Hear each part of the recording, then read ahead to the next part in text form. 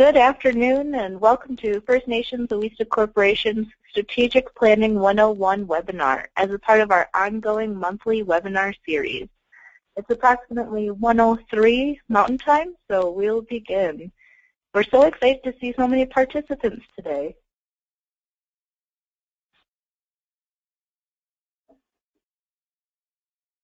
My name is Stephanie Cody. I will be your webinar facilitator this afternoon. I will be assisting with the background portion of the webinar and answering any questions typed into the question-answer section of the webinar. Here at Awista, I am the Communications Manager. If you have any future webinar requests or have any questions or comments regarding the communications at First Nations Awista Corporation, please email me at stephanie@awista.org. I'm happy to hear from you. This afternoon, we have the pleasure of learning Strategic Planning 101 from Linnell Smith, Program Manager at First Nations Awista Corporation. Linnell comes to Awista with an extensive background in the native CDFI industry. We are so happy to have her on our team and sharing her knowledge with us today. I'd like to start by having you practice using the question and answer feature of the webinar platform by typing in the organization you are representing today. I know you aren't posing a question, but this will help you locate the feature if you happen to have a question during the presentation.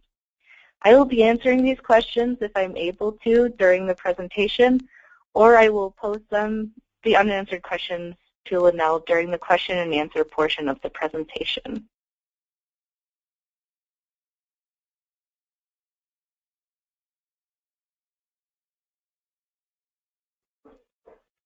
I see we have a few people using the question and answer section.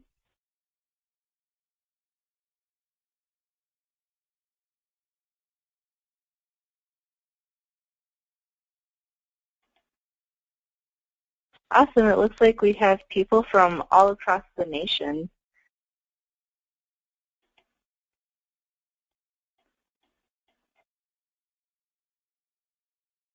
Thank you for participating.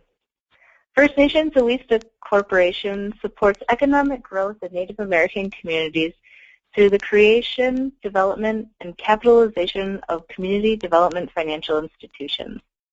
We believe that when armed with the appropriate resources, Native peoples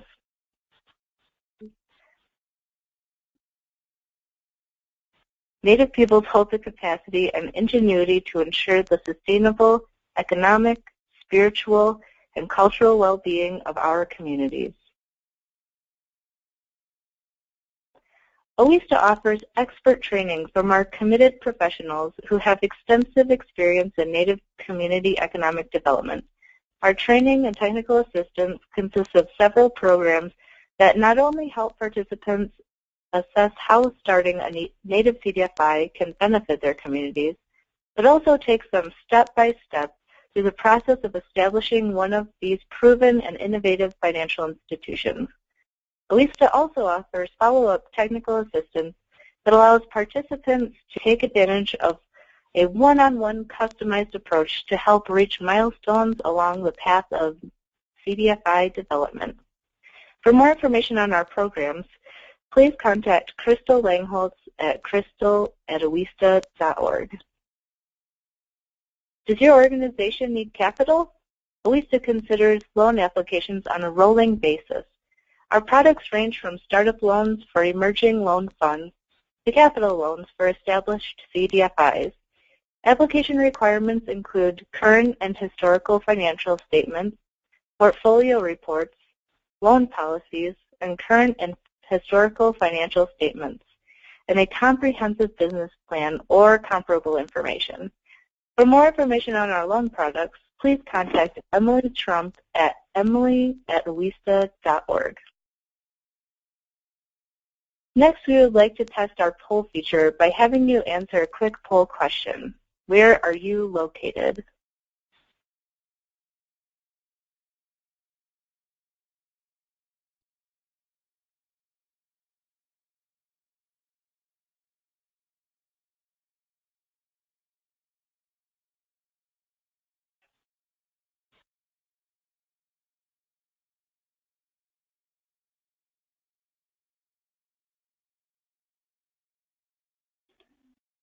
I'll wait a few more seconds for the last votes to be cast.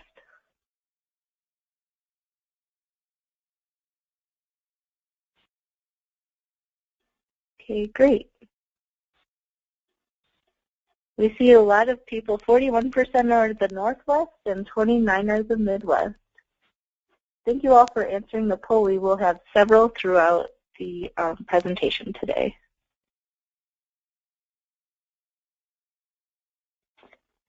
Thank you all for participating. Without further ado, I would like to welcome our Strategic Planning 101 presenter, Lynell Smith.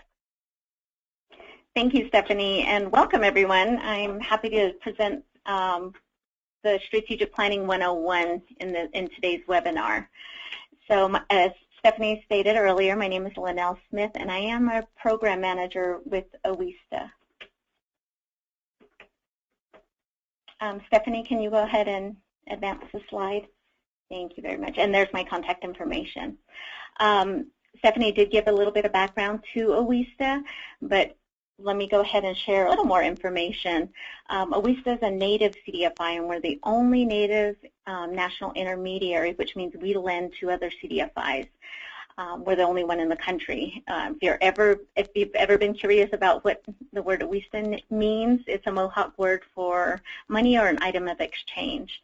And like Stephanie stated earlier, we do a lot of training and technical assistance. And that's really the primary function of my job, is to go into organizations and help them build capacity within their organization. That can be with the board, that can be with staff, or with policy development or lending product development. We also do a lot of lending and capitalization, as she stated. We are able to lend to other CDFIs or emerging CDFIs through capitalizing their loan fund, and also through research and publications. Go ahead and advance, Stephanie.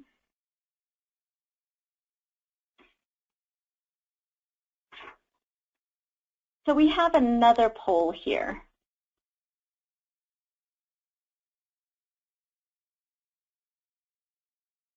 Go ahead and go back to the poll, Steph.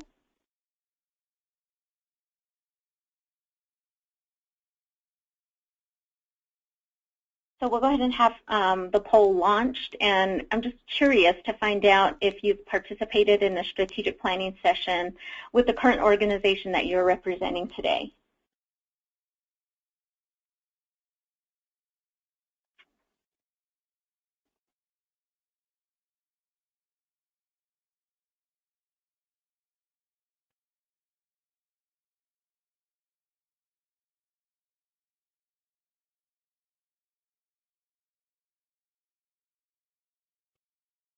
And it looks like a majority of you have not conducted a strategic planning session, and about a third of you have, which is great. So hopefully for the ones that have conducted some sort of strategic planning session, we'll be able to give you some recommendations as you move forward and possibly look at that strategic plan that you've developed. And for the ones that have not developed a plan or have not gone through a strategic planning session, this is going to give you a lot of the framework and structure in order to effectively do that with board and staff. Next. So what is strategic planning? The technical definition is it's a process in which an organization defines strategies to achieve the mission. So strategic planning generally involves the board of directors and executive management staff. So if your organization is small, which a lot of smaller like nonprofits and CDFIs that are just starting out, sometimes you only have the executive director or maybe a couple of staff in addition to that. It generally makes perfect sense to have the entire staff, if you're small, to participate in this session. So you'll want to pull together a core planning team from within the organization. Like we said, that could be key management staff. And then you're going to do some work with a wider group of community stakeholders, key partners that are involved with the organization. So you want to make sure that you have some pretty good broad input from community members, key stakeholders, as well as the executive management. Next. So just some basic FAQs to kind of get up front here. So who should be involved? How long does the process take? And what time frame should my organization cover in this plan?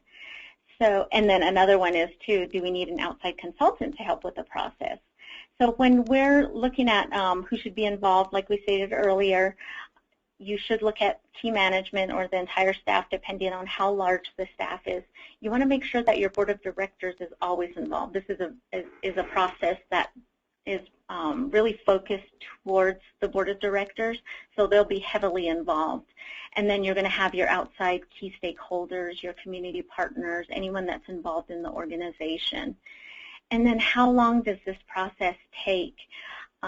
It really depends on how quickly you want to facilitate this strategic planning process, or if you want it to be an intensive, comprehensive look at the organization, you may even want to start 2 to 3 months out.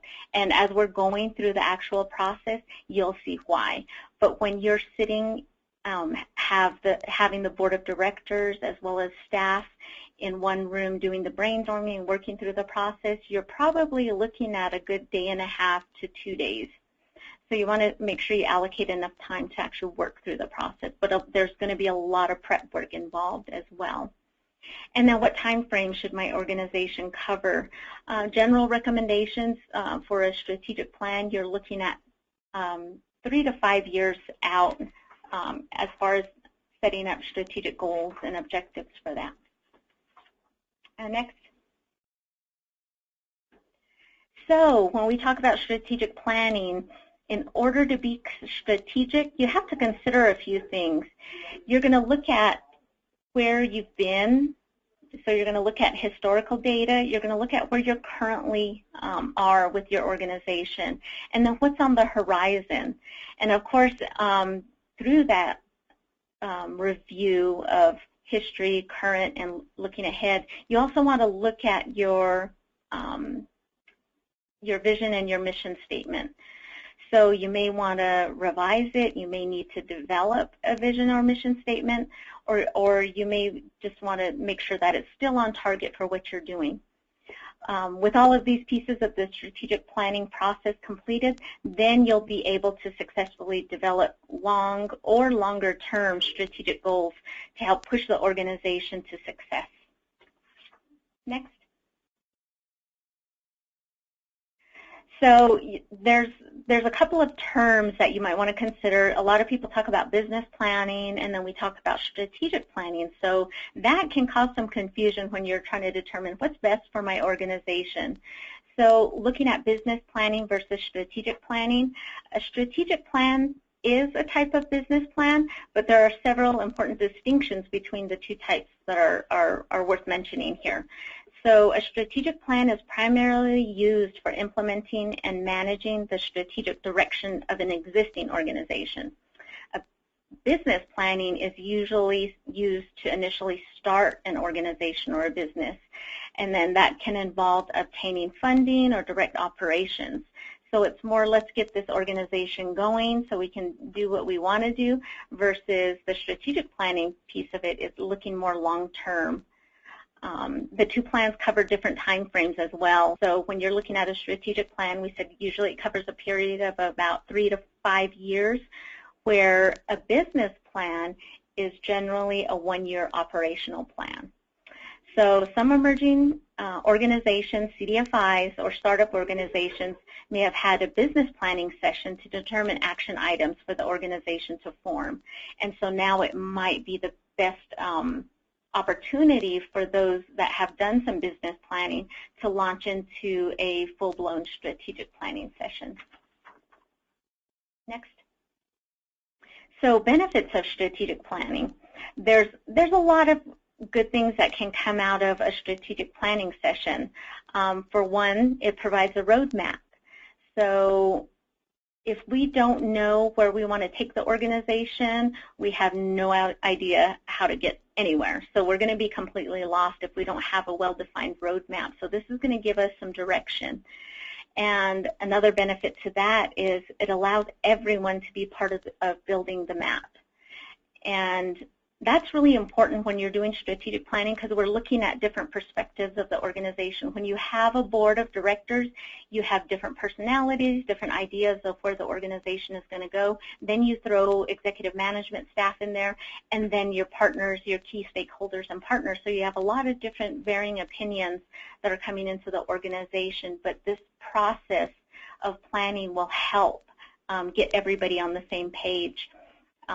If you have different departments that are working to achieve different goals and objectives, but everyone's going in different directions, you need a strategy. And this can be with tribal departments as well, and even internal departments. If you're a housing organization, there's a lot of players involved in order to bring housing onto your reservation, your pueblo, your tribal community. So a strategic planning process is helpful in bringing all the partners to the table in order to develop that plan. It also helps to set directions and priorities. Some organizations may have operated in the past without a plan and have always done anything and everything that falls under the mission statement. This can be problematic for some organizations to continue to operate long-term in that manner. For one, staff may become overloaded. You may lose staff as a result. Organizations may get frustrated as well as the individual staff members. So keep in mind that if organizations have too many things on their plate, then they may not be doing any of them very well. So this helps in defining a plan to help give them that focus. So first and foremost, you need a strategy because it sets the direction and establishes those priorities for the organization. Next. It also helps to simplify the decision-making process. So if you're an organization that has done quite a bit, maybe you don't turn away any requests for services. Your priorities, your mission statement is so broad that you're able to do a lot under the mission statement. And it may make some organizations hard to say no. So if your organization has that trouble of saying no to new ideas or potential initiatives, you need a strategy because this is going to help you prioritize and stick to those priorities of activities that are necessary for the organization's success. And then prioritizing makes it easier to say no to those initiatives that might be coming to the table. This doesn't mean that you will not pursue those initiatives at some point, but it just may be delayed until the priority strategies are completed. It also helps to communicate the message, and this is really important even beyond the organization, but also to your target audience and then people you're seeking funds from. So a lot of times our leaders will have the strategy of the organization in their heads. So when we have a vision, we have an idea of how we want to get these things done, it's really extremely helpful to put it in writing, actually have it written down, because then you're able to create that buy-in for additional staff members, board members that are coming on board, funders who have an idea of potentially funding you, and they need that buy-in. If they see a written plan for what the future of this organization is, it makes it all that much easier to articulate your plans in the next 3 to 5 years. Next. And then most importantly, you use this strategic plan to measure your progress against the goals. And you'll see one of the huge benefits as we're walking through the next few slides, how that's demonstrated as well. Next. So let's do another poll here. My organization's main reason for not completing a strategic planning session is past efforts of a strategic planning session have failed. The strategic plan will never be used. The process is too time-consuming.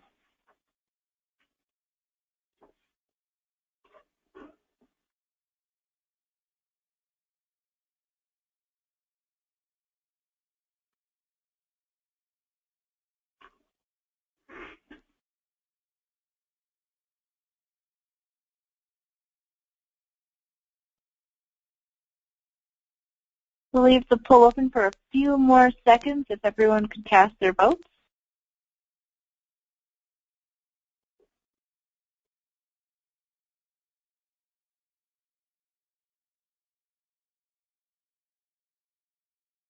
Great. Wonderful. Okay, so it looks like the process is too time-consuming was majority, and the past efforts of strategic planning have failed. And believe me, those are very common reasons to why people don't necessarily buy into strategic planning or have not done a strategic plan. So hopefully as we're walking through this process, we make it a little less painful. Sometimes when people hear strategic planning, it's like, oh, you hear the grunts and the groans.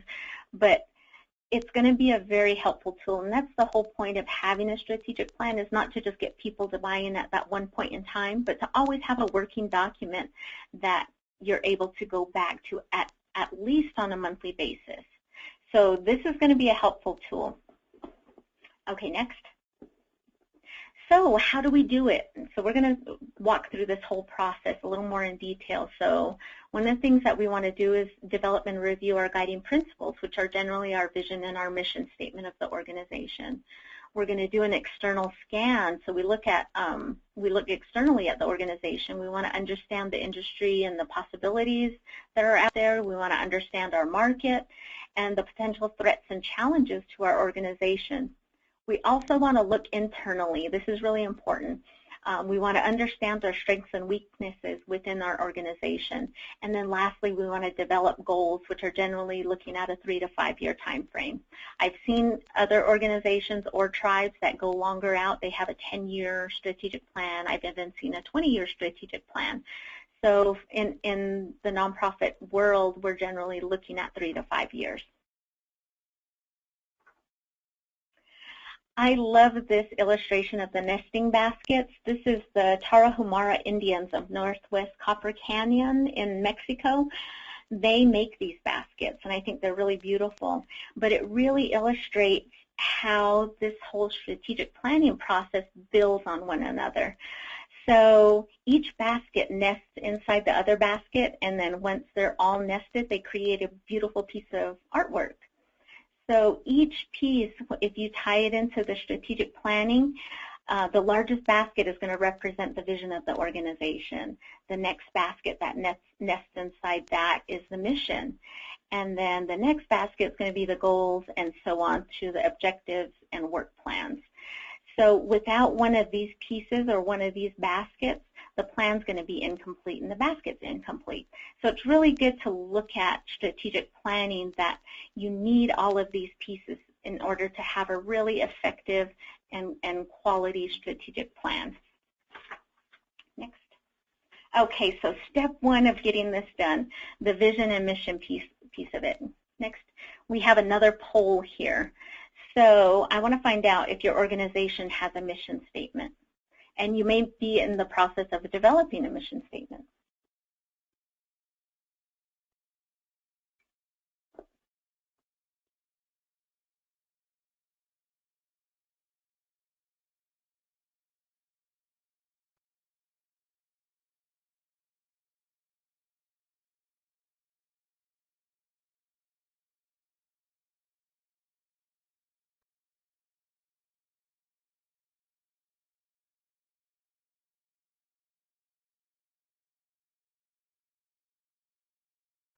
Okay, great. It looks like we have the results of the poll. So most of you do have a mission statement, and then a couple of you are probably in the process of developing a mission statement, and one organization or a couple of organizations don't have a mission statement. So we'll go ahead and talk about the vision and mission statements. So when we talk about vision and mission, a lot of people can get those two confused, and really what's the difference between them. So when you're looking at a vision statement, this is really where your organization's view of the community is really how it ought to be. So it's kind of your utopia. It's really where you want your organization to be 20 years from now.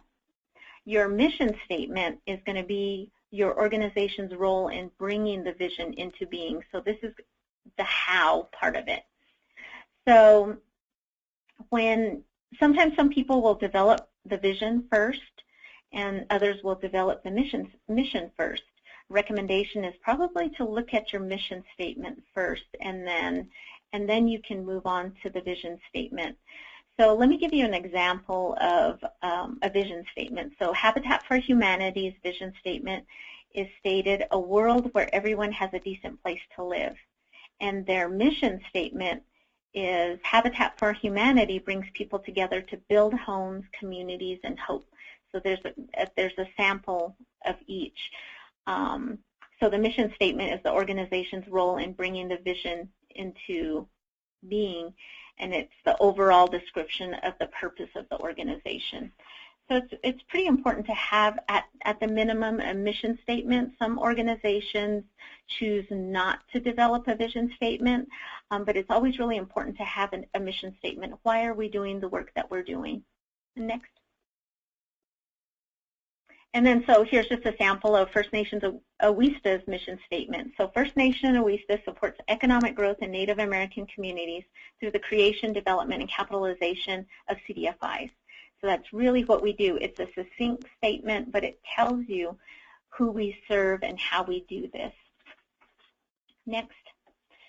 So when you're thinking about developing a mission statement, it's a good conversation to have with your board at the onset when you're going into strategic planning, because this is really what you guys are doing. This is why you were created. So it's describing the purpose of the organization and achieving a longer-term vision.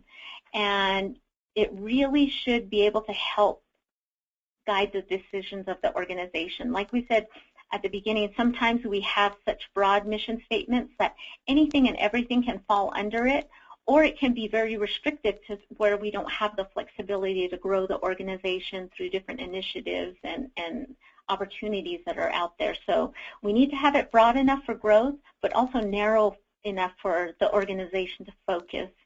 And then you really want it to mean something to the community, and so that the funders and your community members, your target market, are able to understand.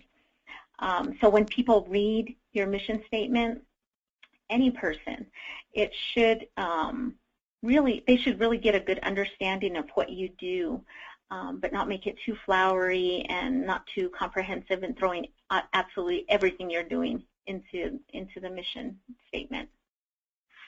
Next, mission guidelines. So 3 important things that you want to have within your mission statement. You want to have your cause, which is going to be the who, the what, and the where. So who are we serving, what matters, and who's our target market. You also want to have your actions. What do we do? So what are we currently doing as far as services? How are we going to do it? This can include priorities of the organization. And then your impact is going to be your result. What change do you want to see for the better? I'm sure we've all heard that mission statement should be simple and you should be able to memorize it and restate it. This is very true. So you want to share enough information but not tell everything about the organization or the nonprofit. A good mission statement will get people interested in hearing more about your organization. So you want to intrigue them, and then you'll have those longer conversations with them as well. Next.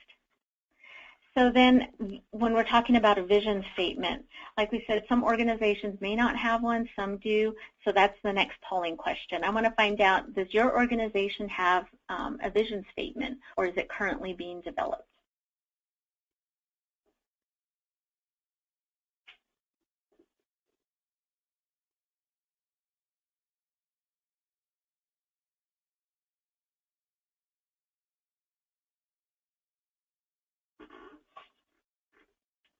Just a few more seconds to cast your votes.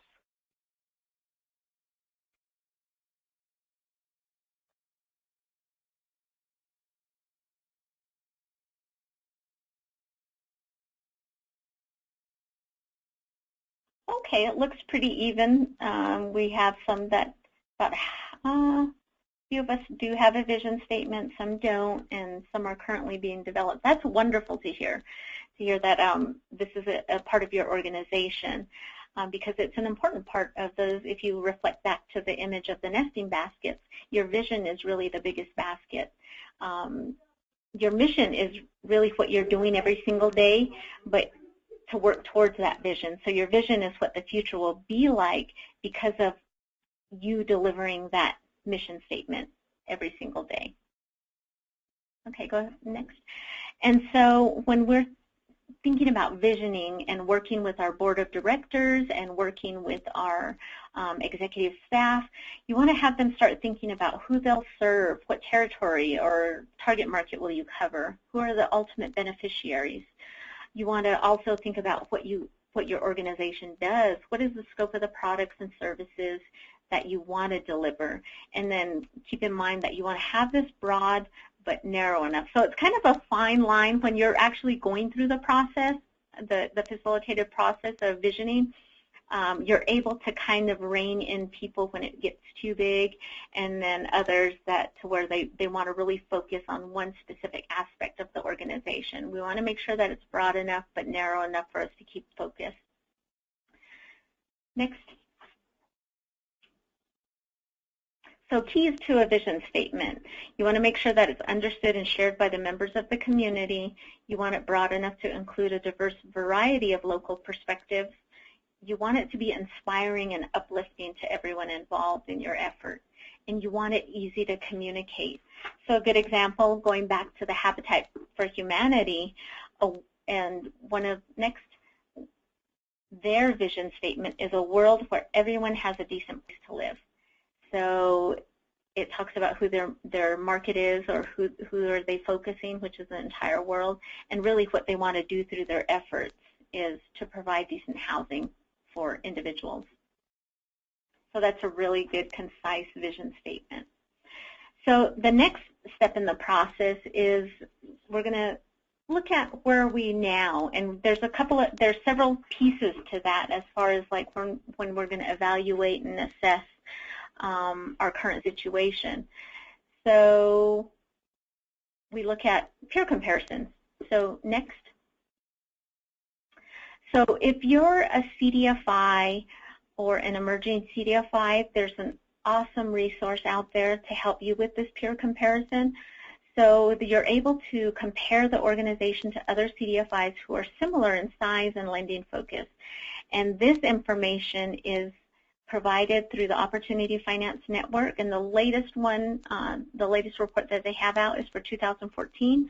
And then you're able to look at organizations based on the size of the organization and specific lending focus, and it provides a comparison. So you're able to look at what other organizations that are similar to you are doing as far as like putting loans out there, how many staff are they currently working with, what's their asset size, what's the production. So it gives you a good idea, but keep in mind the numbers are averages and they're not necessarily best practices. So this is really specific to CDFIs. If you're not a CDFI or an emerging CDFI, this information won't be as helpful, but we work with a lot of emerging and certified CDFIs, so this is an incredible resource that you can just look at and then get an idea of what's out there as far as like for a small asset size organization versus the multi-million-dollar organizations.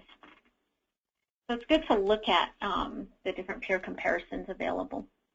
The next step in the process, we're still looking at where we're at currently, so we want to look at our current programs and resources out there. Next. So we want to assess where we are now, and a good way to do that is look at current programs. So you want to have that facilitated discussion with your board of directors and executive management and really review the strengths and challenges of the organization. And then you also want to assess all of your resources available to your nonprofit. Some people tend to forget about this piece, but it's really important because when you're doing strategic plan, we can get all involved in looking ahead, but not taking into consideration, do we have the capacity, do we have the funding, which are really important pieces. So we want to be realistic in this plan, but we also want to be very ambitious in this plan. So you're going to look at the money, the people, the expertise, and the skill sets that maybe you currently have in your organization. Next. So our next poll, my organization has a marketing plan. So do you have an extensive marketing plan? Yes, no, or is this something that's currently being developed?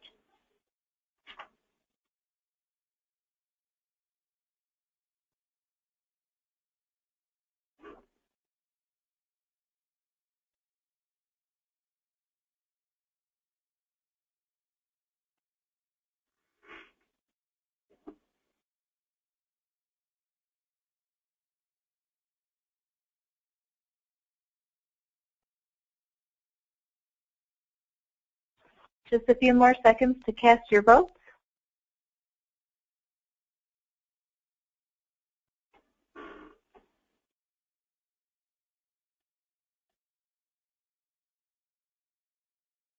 Okay, great. So half of us look like we maybe have a plan or do not have a marketing plan. Some of us do, and some of us have it currently in development. Okay, great. So the next slide is we're going to go into step 4, and this is part of the assessing where are we now, but in regard to a market analysis. So a market analysis is going to be really beneficial to an organization through this strategic planning process. So sometimes you might want to have that at the beginning. You want to have the marketing plan or your market analysis, your snapshot done prior to going into strategic planning. And reason being is that your market analysis is going to give you a lot of information to help you moving forward. So you're going to understand your demographics a lot better. You're going to understand what products and services are needed in your target market. You'll know what challenges are out there. Do you have any competitors? And then what's the best way to reach your target market? So a market analysis is going to be extremely helpful in determining those pieces, so that will help you in planning a strategic goal. So, and I understand that some organizations, maybe you're not in the position to have a market analysis up front, but to have that conversation with your board of directors and your executive leadership to find out, because a lot of times collectively you're able to get a lot of this information because you're grassroots, you're on the ground in the community, so who better to have a good snapshot of what's available and what's out there. So, but a plan is a comprehensive look at all of these pieces. So moving forward, that might be an area that you might want to do. So it's a really helpful tool in the strategic planning process. So step 5, this is where we review the SWOT analysis, and I'm sure many of us have heard what a SWOT is. It's the strengths, the weaknesses, the opportunities, and threats. And so the way we do this is in this part of the process is it's beneficial to get a SWOT analysis internally from people intimately involved in the organization, which would be your board of directors and staff. But you also want to look externally at people that use your services. So this may be a customer, somebody that's gone through your program and utilized any of your services and products that you're currently offering. It may be key funders that have provided the funds for you to operate. It may be partner organizations that maybe you refer your community members to. So you want to really get a good sampling through these client and key stakeholder interviews. Staff may be able to do the interviews, or you can have someone outside of the organization conduct the interviews, but it's good to get that information from that individual's perspective, and it gives you a good idea of kind of what's working out there, maybe some missed opportunities, some threats, some successes of the organization. But you want to get it, this will give you a good view of the organization, plus changes that could affect the organization long term. Next. So then you're going to determine what are the implications for the organization based on this SWOT analysis. So what are the key challenges we need to address? And challenges in the SWOT analysis will generally be listed as your weaknesses. And then opportunities are going to come out of, a lot of times will come out of weaknesses. So when you're going through the SWOT analysis with your board of directors and executive management, your weaknesses can a lot of times be turned into opportunities. And so this is a perfect way to kind of capture those ideas, and generally through these interviews you'll see themes that reoccur. So for example, maybe marketing and outreach is something that's just never been very strong within the organization. People don't know about us, they don't come through our doors, we have very few people that are utilizing our services. So what can we do differently? So that might be something that comes out through a SWOT interview. several times. And so then the organization collectively at the strategic planning will say, well, maybe it's a marketing issue, maybe it's maybe we're not having the right products and services out there for the community to utilize. So it's going to be very helpful in the strategic planning session itself to analyze these SWOT interviews and share with the participants involved. So next. So then we're going on to step 6. Where are we going? So this is where the hard work comes in. So we're going to start talking about strategic goals. Next. So this is where are we going now? So now we're looking towards the future. Remember those nesting baskets. We talked about the vision. We talked about the mission. We looked at our target market. So we did an analysis of all of these pieces. So now we're actually in the position to start talking about strategic goals and actually framing those strategic goals. Next.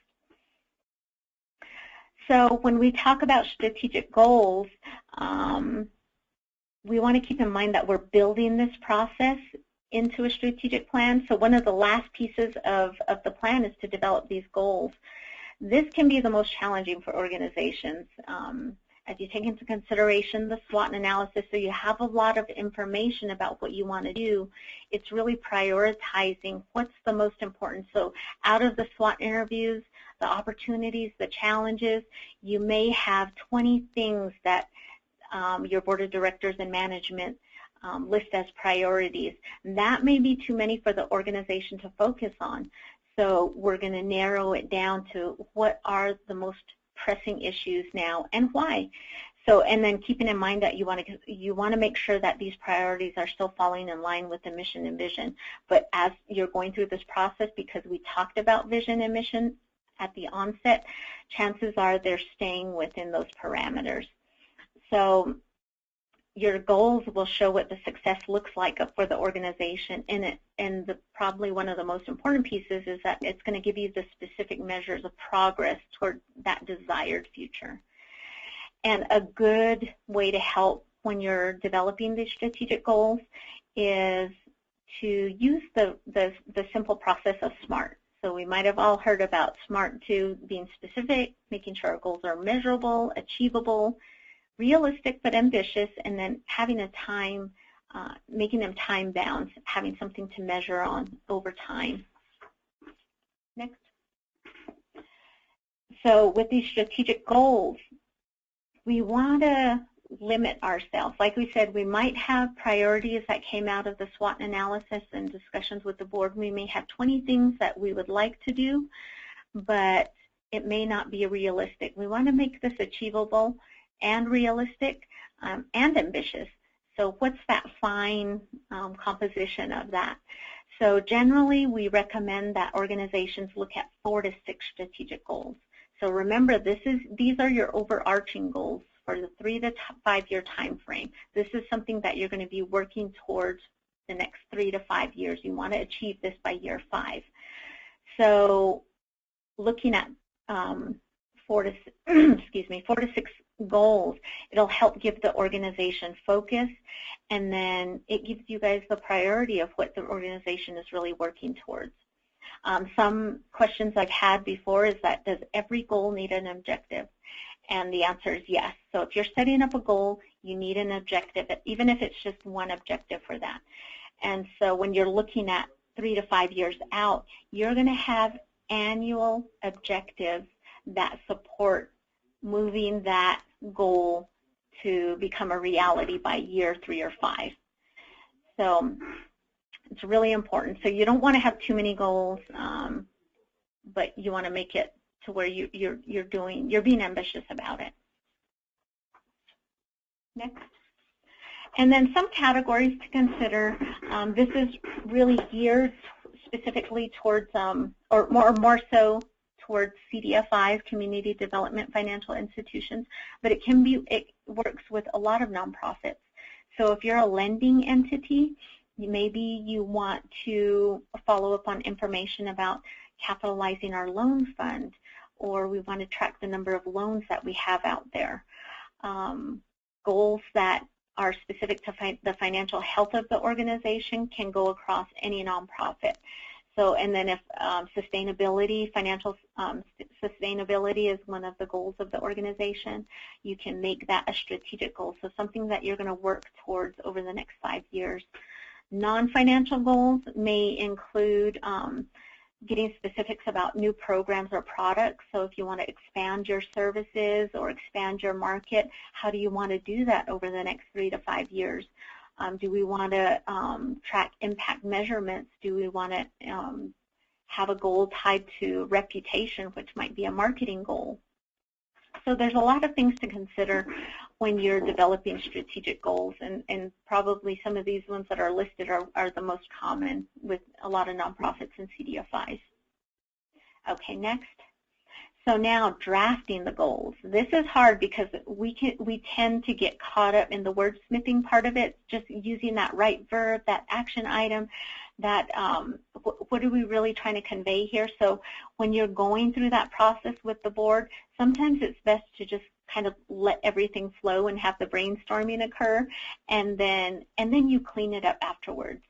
So getting the right word in there is not as important as capturing the ideas and thoughts around what do we really want to do over the next 3 to 5 years.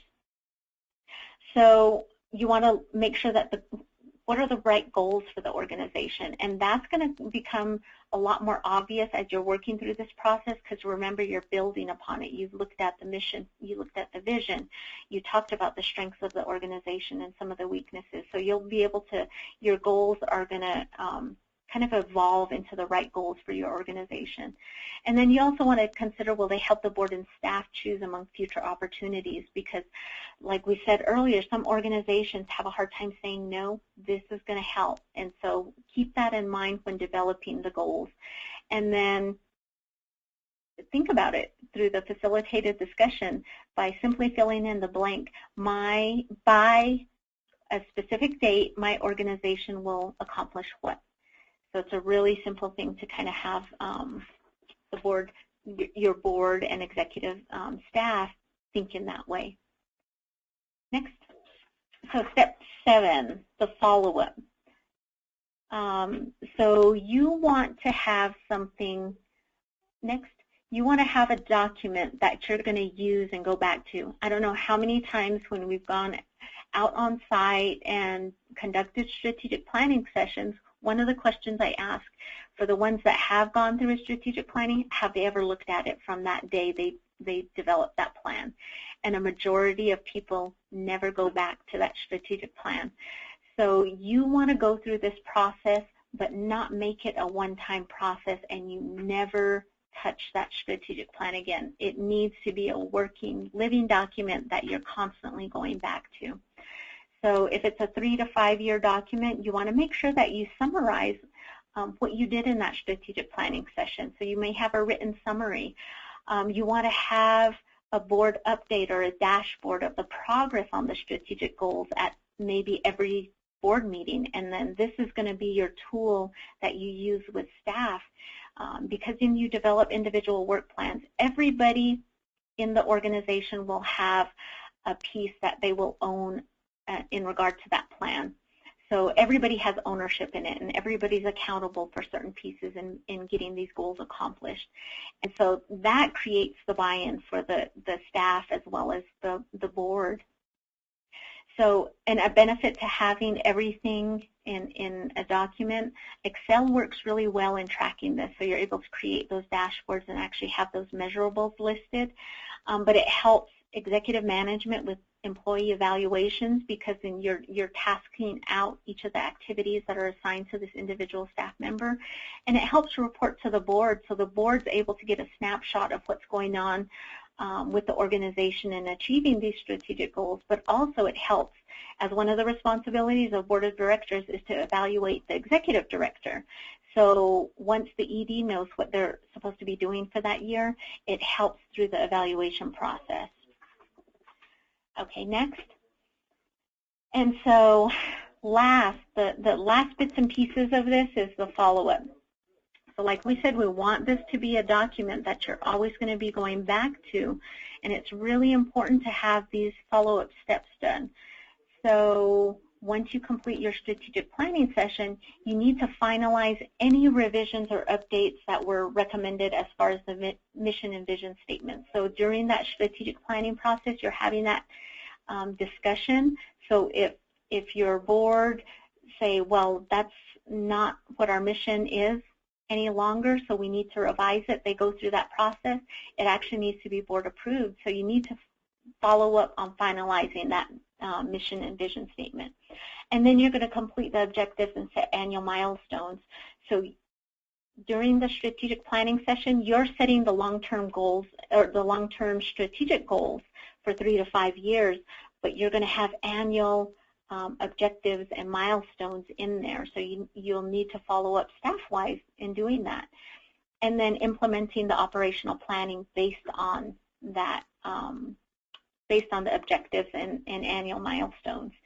It's good to have a summary drafted of this is what our objectives are. So you have a written strategic plan. And then you need to schedule the board to approve the operational and strategic plan. And then most importantly, update your current budget, because the implications in the strategic goals that you listed or drafted with the board may affect your budget. So maybe you need additional staff. So how is that going to affect your current budget? Do we need to develop a fundraising plan in order to bring in additional funds to hire additional staff? So all of these working pieces of the organization, the budget, funding, the operational plan, the strategic plan, everything's going to all feed into one. So you have to look at all documents. Don't think of the strategic plan as kind of your silo. You're going to have to pull in your budget and then look at other pieces. And then lastly, just keep working towards your achieving your goals. So I hope this information was helpful, but I want to leave you with a final thought in regard to strategic planning. So here's an awesome quote that I love, and this was a friend and colleague of mine that stated this, and his name's Stuart Sarkozy-Venosi, and he said, certainly you can teach a person to fish, and that's better than just handing out fish, but what about giving them a pole, some bait, and access to a bountiful pond? That can mean feeding generations. So through the strategic planning process, I hope that this session, this webinar was helpful in giving you your pole, your bait, and access to that bountiful pond. So I'm hoping that you'll implement a strategic plan, and if you have, this motivates you to go back to that plan and review it and find out, is this something that's still working for us, and do we need to come back to it and have our board and executive staff look at redoing the strategic plan. And of course, OESTA is always in support of organizations conducting strategic planning, and we can also offer TA services in order to facilitate. Sometimes it's hard to do it internally, but it's most definitely possible. And so, but if you choose to use OESTA, we can come in and facilitate that strategic planning process alongside with you. So with that, we have a few minutes for questions. If you happen to have any questions, feel free to chat them into the box on the side. Other than that, I really do appreciate your time and attention during this webinar. I really do hope that it was helpful, and if you have any questions, if you don't type them in the box, you're more than welcome to contact me at a later time, and the last slide is going to have my contact information as well.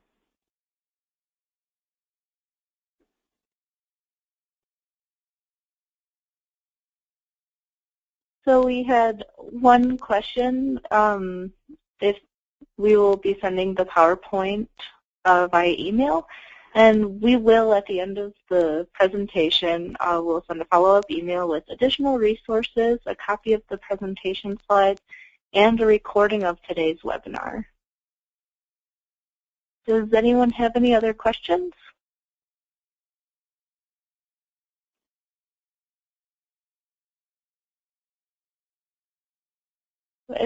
If you have any questions, don't hesitate to email Linnell, our programs manager at OESTA, Linnell@oesta.org, or if you have any additional questions, you can email me as well, Stephanie@owista.org. But we do have one question. Do you have templates such as the checklist for completing the strategic plan? I don't have a checklist only because I do this quite often, but I can very simply develop a checklist off of the information that I shared, kind of some things that you want to do and possibly time it out over maybe a 3-month period if you're going to do a comprehensive strategic plan. So I can definitely get that to you. If you just give me your contact information, I'll work on that shortly.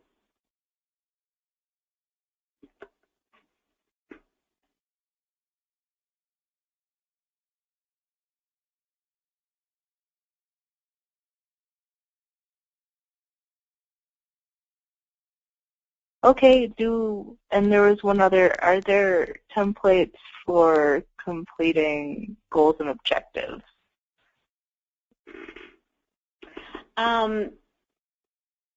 We can send, what I can look at is we do have a comprehensive workbook that we use internally here, but I can give you some guidance as far as how to put that together so that you're able to track that information. So once again, if you contact me, I can share that information with you and maybe help get some thoughts around how you want to plan that out and what that needs to look like, especially when you're talking about dashboards and working with your board and staff.